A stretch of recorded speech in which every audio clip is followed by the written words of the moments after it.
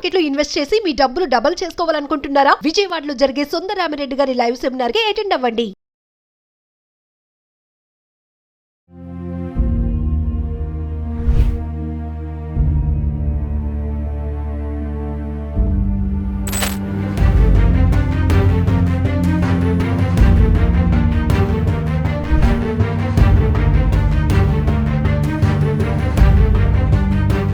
నమస్తే, welcome to Suman TV. ప్రస్తుతం మనతో పాటు ఉన్నారు ప్రముఖ వైద్యులు డాక్టర్ ప్రభుకుమార్ గారు.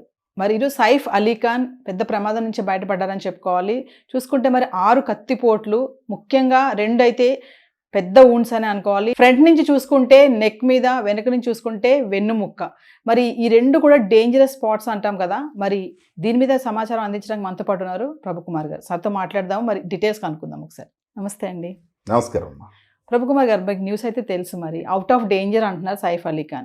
అంటే డేంజరస్ స్పాట్స్ అంటారు కదా, నెక్ అండ్ వెన్నుముక్క అనేది. మరి కత్తినైతే తొలగించారు, 2.5 అంగుళాల కత్తి మొనను అంట.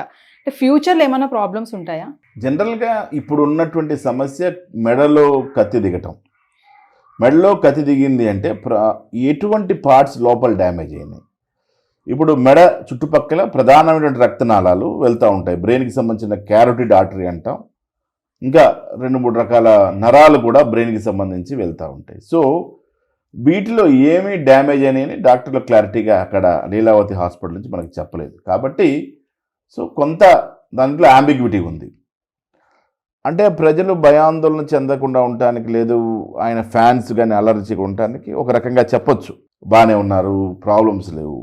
అంటే మనం మ్యానుఫ్యాక్చరర్ కొత్త కారు వచ్చినప్పుడు బ్రహ్మాండంగా ఉంటుంది కారు. మనం ఒకసారి గుద్దిన తర్వాత మ్యానుఫ్యాక్చరింగ్ పాడైనట్టే, డిఫెక్ట్. తర్వాత దాన్ని మళ్ళీ ఎంత టెంపరింగ్ చేసినా, ఎంత చేసినా కూడా మనకి ఏదో సమస్య, ఇప్పుడు ఒకసారి బండి సౌండ్ రావడం, డబడబా అంటామో ఉంటున్నది. అట్లాగే హ్యూమన్ బాడీ కూడా భగవంతుడు సృష్టించినటువంటి ఒక మహా అద్భుతమైనటువంటి ఆవిష్కరణ.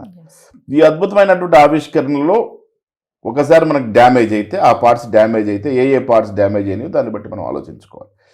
ప్రధానంగా మనం కనుక జనరల్ స్టడీ తీసుకుంటే, ఒక మెడ పార్ట్ డ్యామేజ్ అయితే మెడకు సంబంధించినటువంటి, ఇప్పుడు మనకి ఫొరామెన్ మ్యాగ్నమ్ అని ఉంటుంది మెడకాయ, తలకాయ స్కల్లో నుంచి నరాలన్నీ కూడా వైర్లు లాగా మెడ నుంచి మెడలోకి వస్తాయి. అక్కడి నుంచి స్ట్రైట్ కింద శరీరం అంతటికి. అంటే బ్రెయిన్లో ఉన్నటువంటి ప్రసారానికి సంబంధించిన విషయాలన్నీ కూడా, బ్రెయిన్లో ఉండేటువంటి విషయాలన్నీ కూడా మొత్తం కలిసి ఒక బంచ్ ఆఫ్, ఒక గుత్తిలాగా వైర్లన్నీ ఒక దాంట్లోంచి బయటకు వస్తే ఎలా ఉంటాయో, ఒక ట్యూబ్ లాంటిలోంచి వైర్లన్నీ బయటకు వస్తే ఎలా ఉంటాయో, అట్లాగా ఫొరామెన్ మ్యాగ్నమ్ నుంచి వైర్లన్నీ బయటకు అట్లా వస్తాయి అన్నమాట. అవన్నీ శరీరం అంతా పాకుతాయి. సో దీనికి మెయిన్ ఏంటంటే స్పైనల్ కార్డ్. అంటే మన బ్రెయిన్ నుంచి వచ్చేటువంటి నర్వ్స్ అన్ని కూడా స్పైనల్ కార్డ్ ద్వారా శరీరం అంతా వ్యాప్తి చెందుతాయి. సో ఇక్కడ నరాలు డ్యామేజ్ అయినాయా? రక్తనాళాలు వేరు, నరాలు వేరు. చాలా మంది నరంలోకి ఎక్కిస్తే రక్తం మీకు నరం ఆ కాలు చేయి పడిపోతాయి, నర్వ్లోకి ఎక్కించరు. చాలా మంది వాడుక భాషలో నాకు నరాల్లోకి రక్తం ఎక్కించారంటే, నరాల్లోకి ఇంజక్షన్ ఎక్కించారని అంటారు. నరాల్లోకి ఎక్కడం కాదు, అది రక్తనాళాలు, సిరలు, దమాన్లు, వీన్స్ అండ్ ఆర్టరీస్ ఉంటాయి. ఆర్టరీస్ ఏమో రక్తాన్ని, ప్యూర్ బ్లడ్ని తీసుకెళ్తాయి, ఆక్సిజనేటెడ్ బ్లడ్ తీసుకెళ్తాయి. వీన్స్ ఏమో non oxygenated blood, deoxygenated blood తీసుకెళ్తాయి. అది హార్ట్కి తీసుకెళ్ళి ప్యూరిఫై చేసుకుంటాయి. సో నరాలకు గుచ్చితే ఆ ఏరియాలో స్పర్శ కోల్పోతుంది. అంటే నరాలు డ్యామేజ్ అయినాయి అనుకోండి, శరీరంలో ఏ పార్ట్స్ పడిపోవటము, పార్ట్స్ వీక్ అవ్వటము, లేదా అంటే ఇప్పుడు మనకు ప్రస్ఫుటంగా తెలియాల్సిన విషయం ఏంటి, క్లారిటీ తెలియాల్సింది, సైఫ్ అలీ ఖాన్కి మెడలో గుచ్చుకున్న కత్తి రక్తనాళాలని డ్యామేజ్ చేసిందా, కండరాలని అంటే మజిల్స్ని డ్యామేజ్ చేసిందా, లేదా నరాలని, నర్వ్స్ని డ్యామేజ్ చేసిందా? నర్వ్స్ని కనుక డ్యామేజ్ చేస్తే దాని తత్సంబంధితమైనటువంటి పార్ట్స్ డ్యామేజ్ అవుతాయి. నర్వ్స్ అయితే ఏమంటే నర్వ్స్ ప్రాబ్లం అది. అదే రక్త నాళాలు అనుకోండి, ఆ సంబంధమైన పార్ట్స్కి బ్లడ్ సరఫరా, రక్త సరఫరా డ్యామేజ్ అయితే ఏమవుతుంది, ఆ ఏరియాకి రక్త సరఫరా లేకపోతే ఆ ఏరియా డ్యామేజ్ అయిపోతుంది, ఆ ఏరియా పాడైపోతుంది. సో ఆల్రెడీ డాక్టర్స్ వాటిని, ఒకవేళ రక్తనాళాలు డ్యామేజ్ అయితే ఆ రక్తనాళాలు రీకన్స్ట్రక్టివ్ సర్జరీస్ అంటారు, అవి చేసుండొచ్చు. అట్లాగే ప్లాస్టిక్ సర్జన్స్ వాళ్ళ ఏరియా డ్యామేజ్ కాకుండా చేసుంటారు. తర్వాత ఇది ఒక రకమైనటువంటి అంశం, ఏది మెడకు సంబంధించి మనం మాట్లాడుకున్నాం, దానికి సంబంధించిన విషయాలు కూడా చెప్పాను. అట్లాగే మీరు గమనిస్తే ఈ నడుములో ఏ డిస్క్కి తగిలింది, L1 to L5 ఉంటాయి, L4 L5 L3 L2 L1 L2. So ఏ ఏరియాలో ఈ కత్తి గుచ్చుకుంది, అన్నది ఇంపార్టెంట్. అయితే ఇక్కడ ప్రమాదకరమైన విషయం అంటే సెరిబ్రోస్పైనల్ ఫ్లూయిడ్ అని ఒకటి ఉంటుంది, సిఎస్ఎఫ్ ఫ్లూయిడ్. బ్రెయిన్ నుంచి అది మన బ్రెయిన్ చుట్టూ ఉంటుంది. అదొక ప్రెషర్, ఇంట్రాక్రేనియల్ ప్రెషర్, ఐసిపి అని ఇంట్రాక్రేనియల్ ప్రెషర్ మెయింటైన్ చేసుకుంటూ మన బ్రెయిన్లో మన డ్యూరా మ్యాటర్, పయా మ్యాటర్ అని బ్రెయిన్ చుట్టూ 2-3 కవర్లు ఉంటాయి. మన బ్రెయిన్ ఒక బాక్స్లా బ్రెయిన్ కాపాడబడి ఉంటుంది.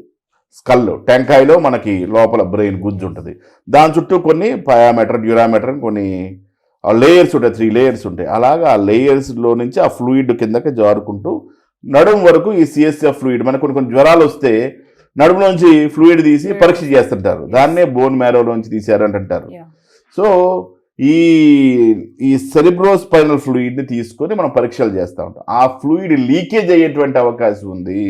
ఈ ఫ్లూయిడ్ కనుక లీకేజ్ అవ్వడం స్టార్ట్ అయిందంటే పేషెంట్కి కళ్ళు తిరగటము, గిడ్డినెస్, విపరీతమైన గిడ్డినెస్ ఉండటం, ఈ విధమైనటువంటి సమస్యలు. తర్వాత బ్లడ్ ప్రెషర్ తగ్గిపోవటం, ప్రెషర్ మనకు 120/80 బ్లడ్ ప్రెషర్ ఉండాలి. ఈ బ్లడ్ ప్రెషర్ తగ్గిపోవడం వల్ల వెంటనే కళ్ళు తిరిగి కింద పడటం, వెనక్కి పడటం, ముందుకు పడటం, ఇలాగ పడేటువంటి అవకాశాలు.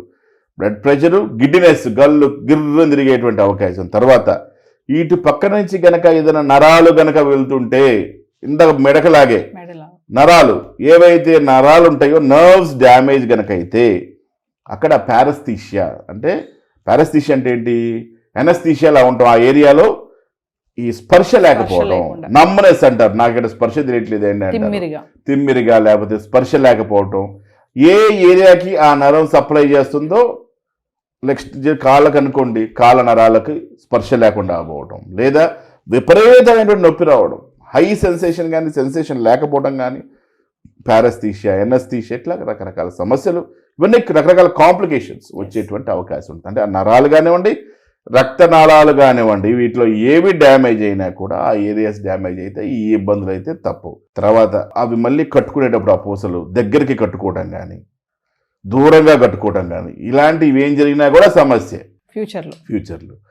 సో అవి అటాచ్ అవడంలో ప్రాబ్లమ్స్ వచ్చేటువంటి అవకాశం ఉంటుంది. కాబట్టి ఈ 2 అటాచ్ అవడంలో, అతుక్కోవడంలో, బోన్ జనరల్గా అతుక్కుంటుంటాయి.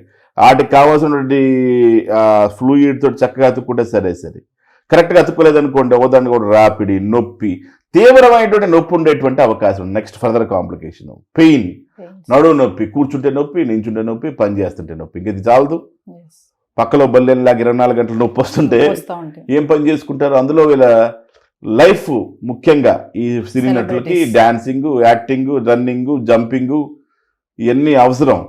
మరి ఇలాంటివన్నీ కొంచెం డ్యామేజ్ అయ్యేటువంటి అవకాశం ఉంటుంది. అంటే లిమిటెడ్ మూమెంట్స్ అవుతాయా, అయ్యే అవకాశాలే. అంటే ఇవన్నీ కూడా మళ్ళీ పేషెంట్ రికవరీ అయిన తర్వాత ఒక 10-15 రోజులు రికవరీ అవుతారు పేషెంట్.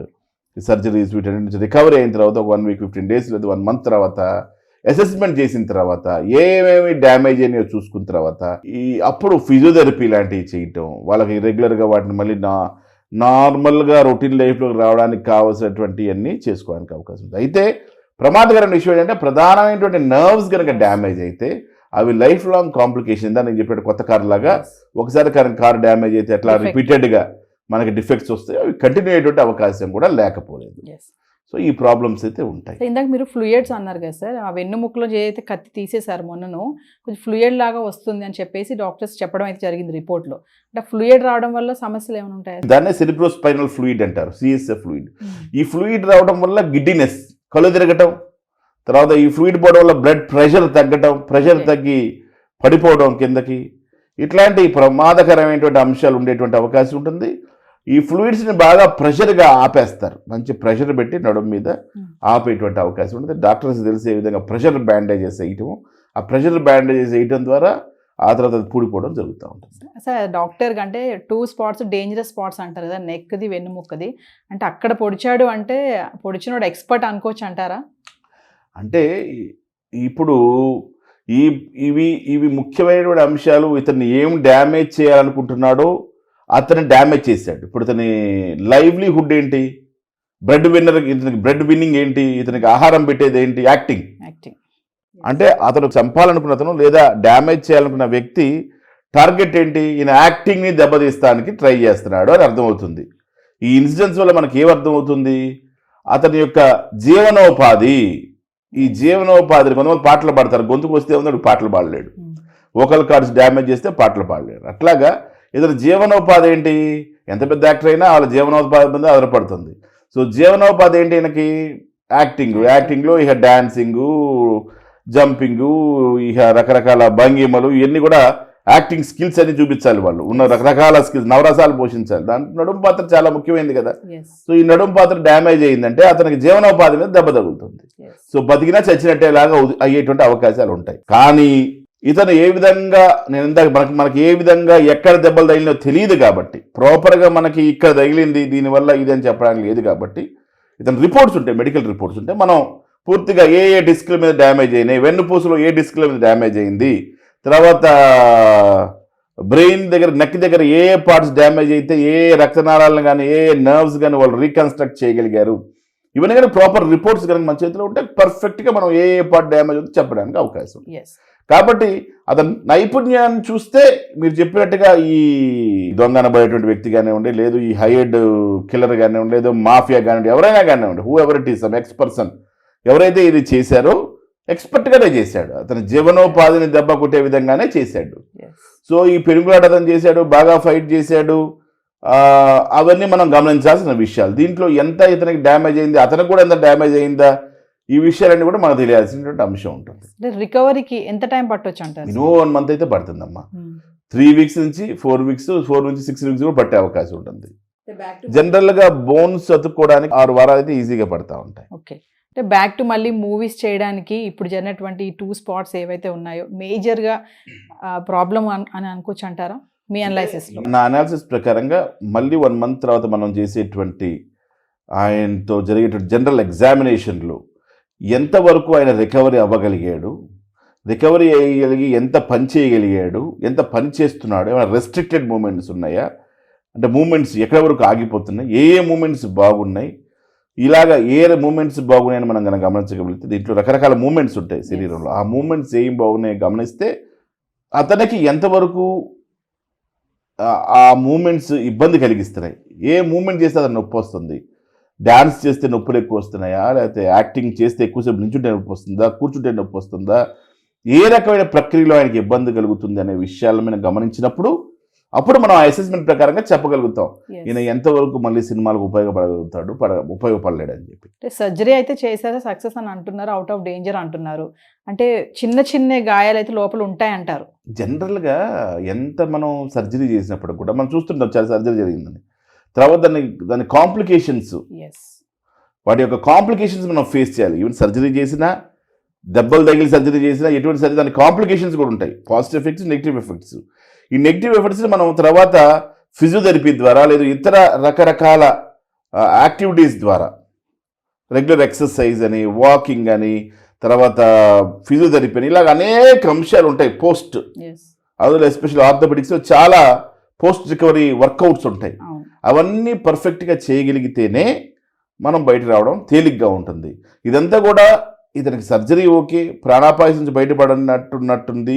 అయితే దీని తర్వాత ఈయన అసెస్మెంట్ 1 month తర్వాత 15 days తర్వాత చేసిన అసెస్మెంట్లో ఈయన ఎంత యాక్టివ్గా మూమెంట్ చేయగలుగుతున్నాడు, ఏ మూమెంట్స్ రెస్ట్రిక్ట్ అవుతున్నాయి, దానికి సంబంధించిన ఎక్సర్సైజెస్ ఏమున్నాయి అనేవి మళ్ళీ నిపుణులు విశ్లేషణ చేసి, ఎలాగో టీమ్ ఆఫ్ డాక్టర్స్ పనిచేస్తూ ఉంటారు, ఆ టీమ్ ఆఫ్ డాక్టర్స్ అందరూ కలిసి ఏ విధంగా చేస్తే బాగుంటుందో దాని మీద ఒక అండర్స్టాండింగ్ ఇవ్వడానికి అవకాశం ఉంటుంది. అప్పుడు మనం ఈజీగా కామెంట్ చేయగలుగుతాం, ఈయన ఎంతవరకు సినిమాలో పనికి రాగలుగుతాడు, లేదా ఎంతవరకు ఈయన మూమెంట్ చేయగలుగుతాడు, ఈయన డే టు డే లైఫ్కి ఇది ఎంత దినదిన తన కార్యక్రమానికి, తన దినచర్యకి ఏ విధంగా ఉపయోగపడగలిగింది, లేదు ఏం చేస్తే ఆయనకి బాగుంటుందని చెప్పగలుగుతాం. సాధారణంగా చూసుకుంటే కామన్ మ్యాన్కి సెలబ్రిటీస్కి డిఫరెన్స్ ఏంటంటే, ఇలాంటి ఏదైనా ప్రాబ్లమ్స్ వచ్చినప్పుడు వాళ్ళు తొందరగా లావ్ అయిపోతారు, సడన్గా మళ్ళీ సన్నగా అయిపోతారు, ఇలాంటి మేజర్ జరిగినప్పుడు తొందరగా రికవరీ అవ్వడానికి ఛాన్సెస్ ఉంటాయి.